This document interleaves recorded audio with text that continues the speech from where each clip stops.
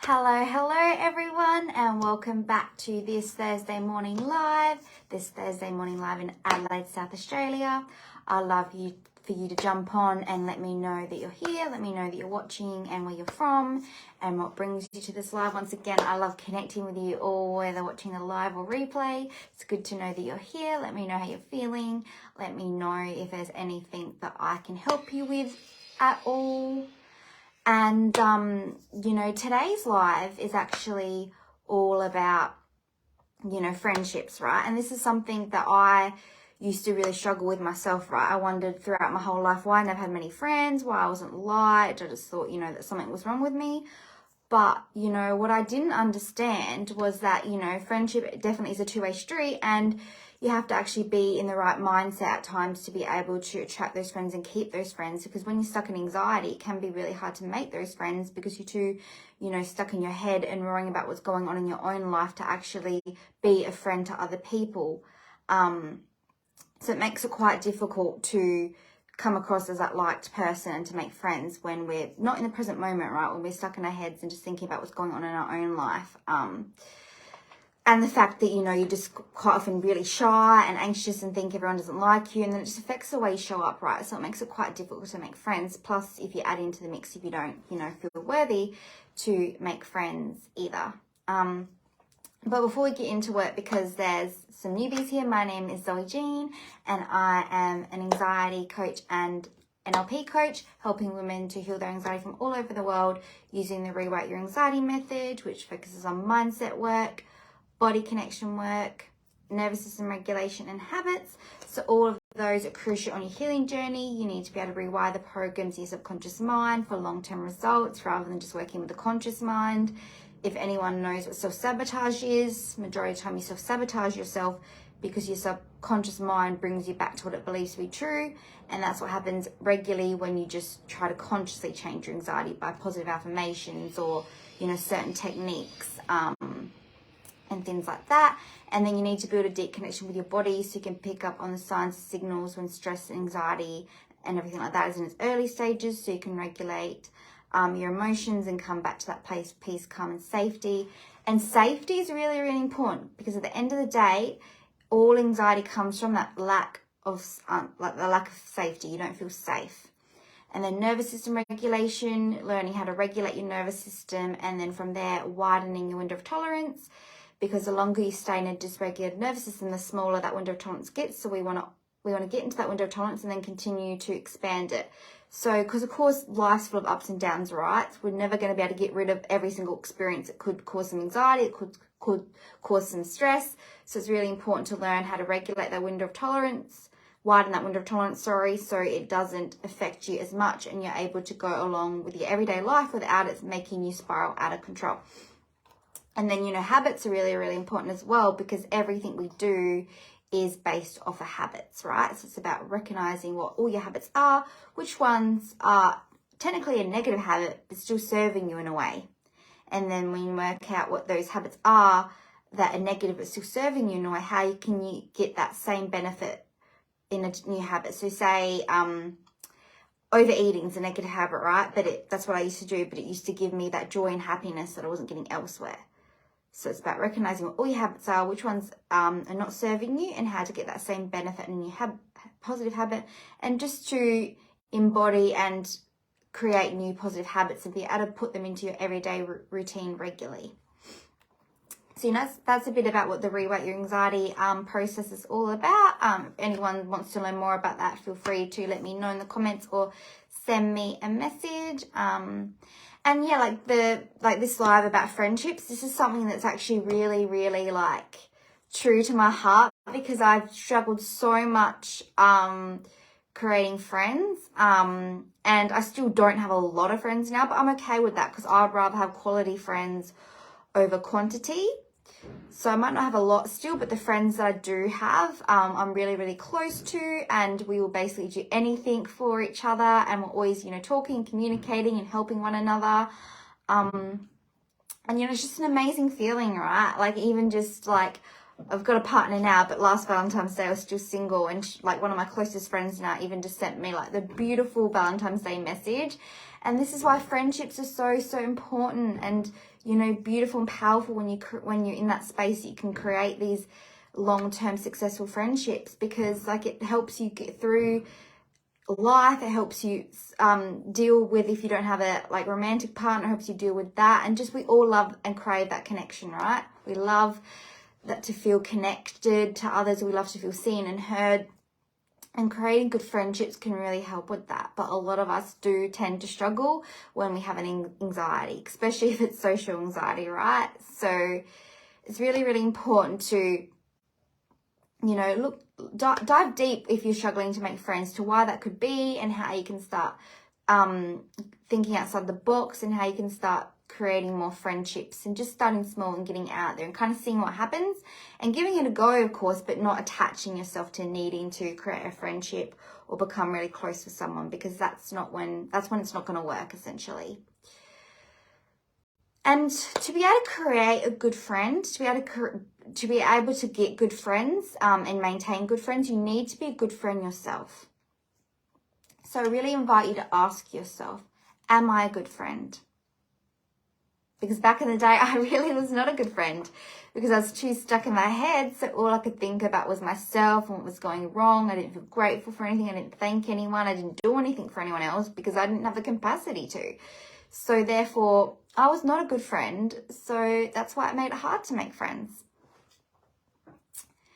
And I want you to also ask yourself, what makes someone a good friend to you?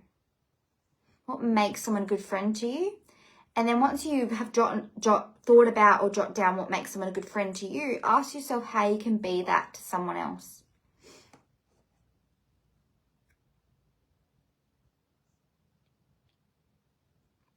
And also, what makes someone a bad friend? Because again, if you can get clear on what makes someone a bad friend, that can bring awareness to what you don't want to do. Because if you don't want someone to do that to you, then it's really good to have that awareness not to do it to someone else. Because sometimes we do, like, we expect other people to act a certain way, but we don't always act that way ourselves. Sometimes we do stuff unconsciously. So if you can bring more awareness to what you don't like other people doing to you, it can help you to not do that same thing to them.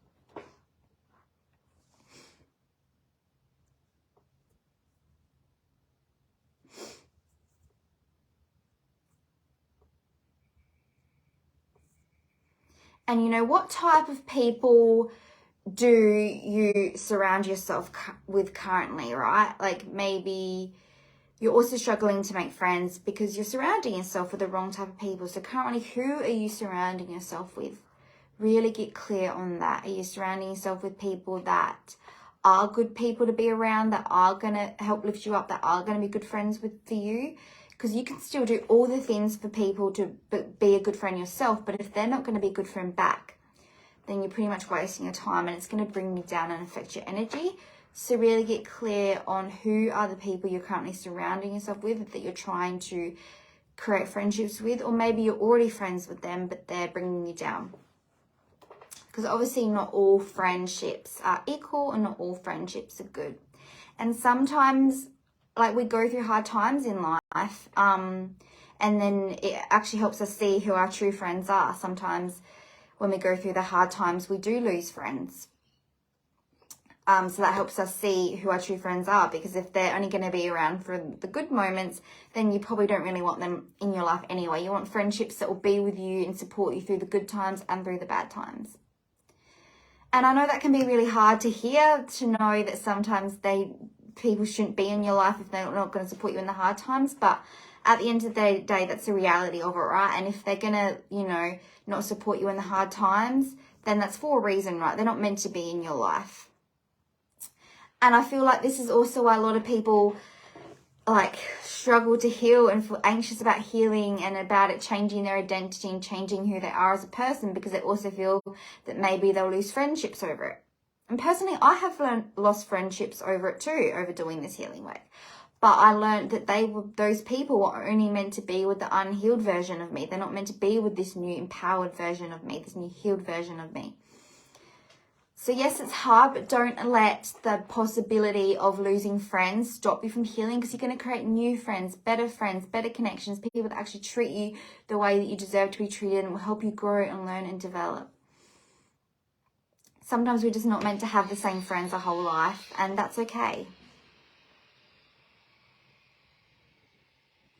And if this is something you're struggling with, also feel free to reach out to me, because I know what it's like to lose friends and to put everything in that you've got to try and keep a friendship and get nothing in return. It's not nice, but unfortunately that's just going to be the reality sometimes. So there's always tools and techniques we can use to get through that, and just learning to love ourselves and be okay with ourselves so we can enjoy our own company even when we don't have friends to maybe enjoy time with, and to actually feel worthy to create better friendships and attract better people into our lives. And, you know, other times we lose certain friendships when situations in our life change. Like if someone has a baby first or gets married first or something, quite often they're the one that loses a friendship, or it's the other way around. Everyone else is married and has kids and there's one person that doesn't. Then quite often they can end up being left out as well. Like a lot of this stuff happens. That's why it's so important to come back to yourself, what you enjoy doing, learning to love yourself so you can create those better friendships. And be okay to be on your own as well. So important.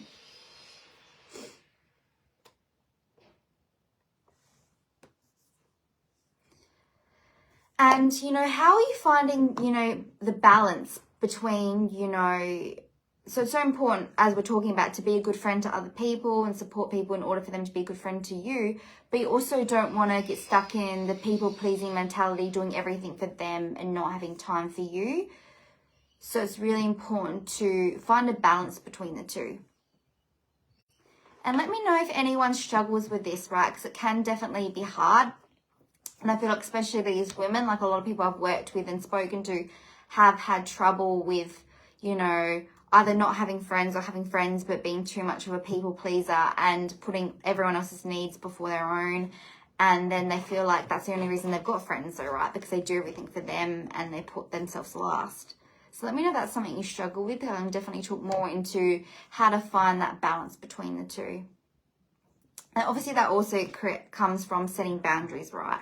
And a lot of times we don't set boundaries because we don't feel worthy of setting boundaries, because we don't have that self-love for ourselves. So at the bottom of that, it all comes down to creating self-love and worthiness within yourself, because that's what's going to stop you from being able to create boundaries. That's what's going to stop you. That's what's going to keep you people pleasing, because you feel you're not worthy unless you do that. But, you know, other ways that you could just start to create more balance would be to maybe even just start to schedule out your week. So make sure you have time for your friends, make sure you have time for you. And just remember, like, you can't pour from an empty cup. So it's so important to find that time for you first and prioritize that before finding time for other people.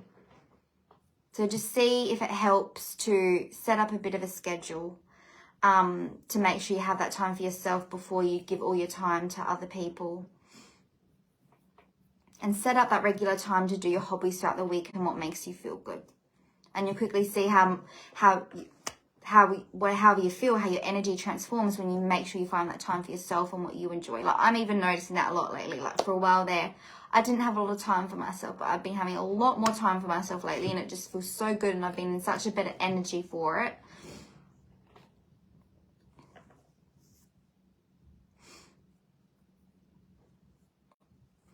And when it comes to, you know, friendships being a two-way street, I just want you to ask yourself, how can you make, like, the friendships that you do have, how can you make them, you know, more even and more of a two-way street, right? Because, like, it's always good to keep an awareness to how we can keep it as a two-way street, so we can support and help one another, and also be okay to let a friend know in a nice way if you don't feel like your needs are being met, right? Because it definitely needs to be a two-way street. Otherwise, you're just going to end up resenting each other, and the relationship, the friendship's going to break down. And if you do find sometimes you do tend to be stuck in your head a little bit, and maybe you aren't as good of a friend as maybe you want to be, then ask yourself, if I was in the same position, you know, how would it make me feel? What would I want my friend to do to make the friendship better and to look out for me a little bit more, and then do that. Like, how would you feel if your friendship with someone was a one-way street? And then based on how that would make you feel, use that to inspire you to do your best to make it a two-way street if you feel that they're doing more than what you're doing.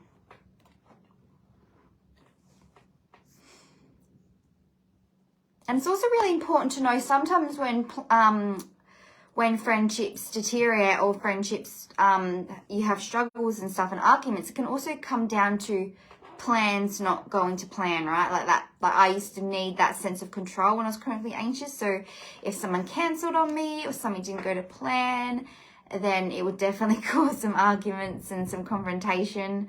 So even start to question yourself on that. You know, how do you react when things don't go to plan? Because if you don't react in the best way, that can also be stopping you from creating those loving friendships and connections that you want. So ask yourself, how do you react? Do you need to be in control of the situation? How can you be more open to going with the flow? And being okay. If you're upset that something hasn't gone to plan, that's fine. Feel that feeling, but don't react on it. Don't get angry. Don't go off at the person. Like, pause and have that time to reflect before you react. But also know that it's okay if you feel sad about it, because you're looking forward to catching up with a friend. There's nothing wrong with that. Just make sure your feelings don't make you react in a bad way that's going to cause issues down the line. And also know that even if that plan doesn't go, even if your plans don't go to plan with that friend, that you can still go and do the same things. You go and do it on your own, right? Like, I used to pretty much very rarely get out of the house, and it's because I always sort of had to be doing something with someone else. But I've had people cancel me on before, and I'm like, oh well, I'm still going out for brunch, I'm still going for my beach walk, I'm still doing what I want to do. I'm not gonna let someone cancelling on me stop me from doing that anymore. So maybe you could do that yourself as well, and that will help you feel less sad and hopefully stop you from reacting as badly if you know that you can still go out and do those things yourself. You don't have to rely on someone else to do it with.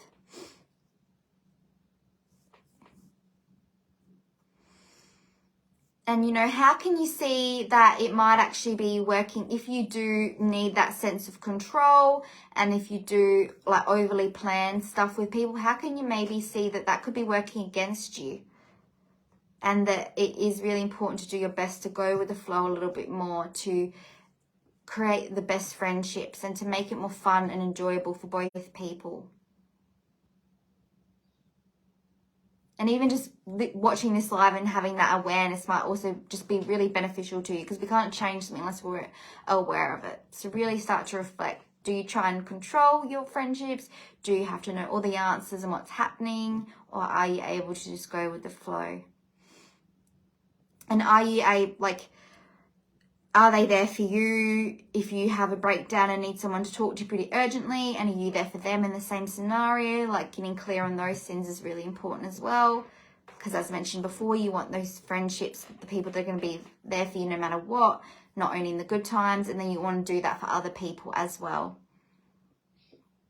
But also know that it's okay to help them, but not have to do 100% everything for them, right? Because you still need to protect your own energy. So be for them as much as you can, but also know when it's a little bit too much and you need to step back and have like a couple hours or whatever to yourself. Like, don't feel you have to be there for them 24/7, because you still need to look out for your own energy and mental health. And when you are around people and supporting people when they're feeling down, make sure that you don't stay stuck in that down place with them. Find practices and stuff to use to bring your energy back up, you know, whether that's meditation, whether that's dancing, whether that's journaling, whether that's nature, whether that's a somatic practice. Just do something to help you bring your energy back up and maintain good energy when you're supporting them when they're feeling down. Because it can be quite easy to go to support someone and want to help them, but then get brought down by their negative energy. And it's not going to be very good for either of you if you're both negative, right? So do your best to maintain good energy when you're going to support them,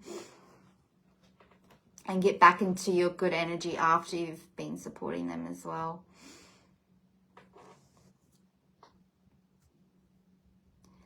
And do you have a belief about, you know, needing to have a certain amount of friends, right? Like, do you sometimes feel that you need a certain amount of friends, and maybe that determines how you show up and how much you communicate with someone? Like, maybe you're not there for one friend as much as you could be because you're too busy trying to create friendships with so many other people. Because how can you look at that differently and see that it's actually quality friends over quantity? Maybe focus on having 2 or 3 really good friends rather than having 5+ okay friends. Because the last thing you want is to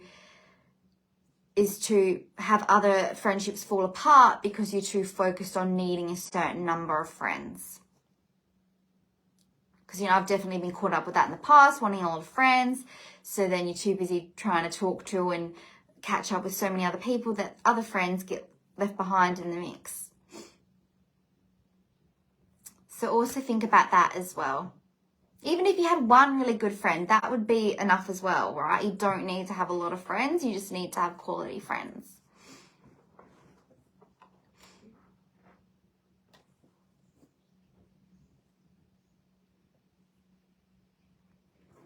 And I'd love you to let me know in the comments if this is helpful, or and if you want any more tips on, you know, how to create friendships, because it can definitely be hard, right? Because obviously,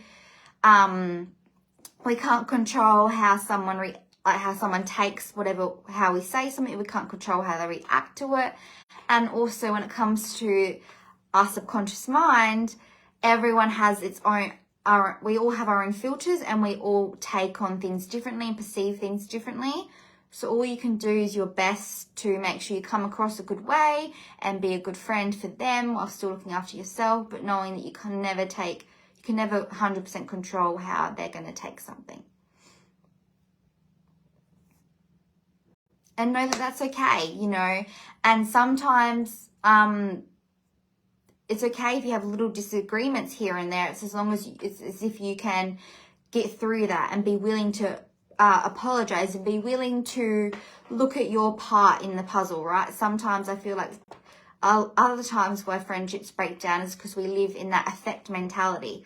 Like, oh, it's all their fault, or they did this wrong, or they did that, or why does no one like me, rah, rah, rah, instead of actually looking at your part in the puzzle and maybe how both of you could do something differently, or both of you could improve in certain areas, right? And be willing to apologize and use your listening skills, right? Because at the end of the day, we all want to be heard, and we all want to be listened to, and we all want to feel that we're cared about, and we want to feel like the person wants to hear about our day and what we're going through. We like to talk about ourselves and feel others are listening.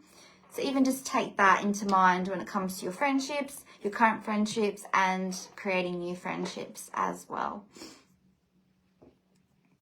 So I hope all of that helps. And for anyone that is local, don't forget about my upcoming workshop that's located here in Adelaide on the 15th of July on how to break free from anxiety. Because if friendships is something that you struggle with, this is going to be a really good workshop for you to come to learn more, to develop your skills of friendships and building like-minded friendships, of, you know, releasing the past, of learning how to regulate your nervous system, and learning how to step towards the version of you that you want to be, and actually know who that version of you is that you want to be. Because a lot of times we don't allow ourselves to even know what that is because it just feels so impossible, right? And yeah, if you want to learn any more about creating new friendships, or if you feel like your anxiety is holding you back in creating friendships or holding you back in any way, also feel free to reach out. And I might even put a link in the comments for anyone that wants to have a chat regarding some further support or with building friendships or whatever it is that's coming up for you in this live. And yeah, thank you all for watching, and I will talk to you. Bye.